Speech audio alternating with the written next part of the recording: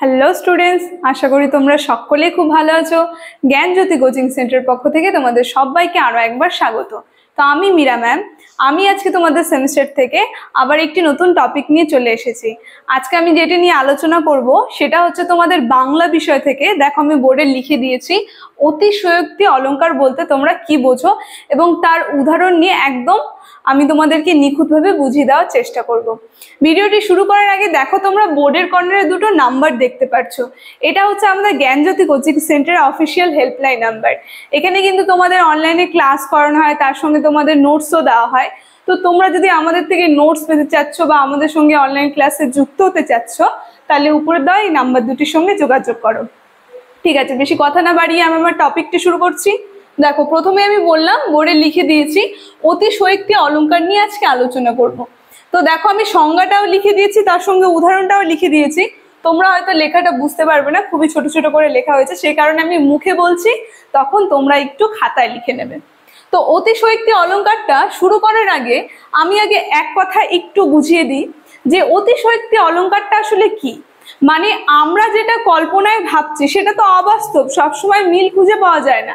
কিন্তু যেই অলংকারে সেই কল্পনায় অবাস্তব জিনিসটি বাস্তব হয়ে উঠে, সেটাই চলে যায় এই অতিশয়োক্তি অলংকারের মধ্যে। ঠিক আছে, এখন দেখো আমরা সংজ্ঞাটা দেখে নিই।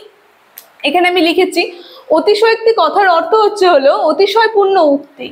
সাধারণভাবে যা অসম্ভব তাই যদি কবি কল্পনায় চমৎকৃতভাবে সম্ভব হয়ে ওঠে, সেটাই চলে যায় এই অতিশয়োক্তি অলংকারে। অর্থাৎ দেখো, আমি এখানে বলেছি উপমেয় এবং উপমানের যে সাদৃশ্য হেতু উভয়ের মধ্যে অভেদ সম্পর্ক উপমেয়ের উল্লেখ না করে, মানে উপমেয়ের উল্লেখ থাকে না, কিন্তু কি হয়, সেই উপমেয় রূপে নির্দেশ করে সেই অতিশয়োক্তি অলংকারের মধ্যে মিল পাওয়া যায়, মানে উপমানকে উপমেয় রূপে নির্দেশ করে, সেটাই চলে যায় এই অতিশয়োক্তি অলংকারের মধ্যে। মানে এখানে বললাম যে উপমেয়ের উল্লেখ ছিল না, কিন্তু সেই উপমানকে উপমেয় রূপে নির্দেশ করে দিল। এই যে অকাল্পনিক জিনিসটাকে বাস্তবে ফুটে তুললো, এটা চলে গেল এই অতিশয়োক্তি অলংকারের মধ্যে। ঠিক আছে, দেখো এখানে আমি উদাহরণটা দিয়ে দিয়েছি, উদাহরণটা দেখলে আরো ভালো বুঝতে পারবে।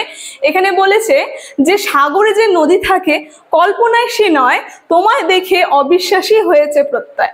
মানে সাগরে যে নদী থাকছে সেটা কল্পনায় রয়েছে, কিন্তু কি করছে, সে কল্পনাটাকে বাস্তব করছে এই যে এই ব্যক্তিটিটার মধ্যে দিয়ে, যে বলছে তোমায় দেখে অবিশ্বাসী হয়েছে প্রত্যয়, মানে তোমাকে দর্শন করে যে অবিশ্বাসী তার কি হয়েছে, প্রত্যয় হয়েছে। তো এটাই চলে গেল অতিশয়োক্তি অলংকারের উদাহরণের মধ্যে। ঠিক আছে, তাহলে আজকে অতিশয়োক্তি অলংকারের আলোচনাটি আমার এতটুকুনি ছিল। আশা করি তোমরা বুঝতে পেরেছো। তো আলোচনাটি আমি এখানেই শেষ করছি। ভিডিওটি যদি তোমাদের ভালো লেগে থাকে অবশ্যই like, comment, share and subscribe করে দিন। Thank you.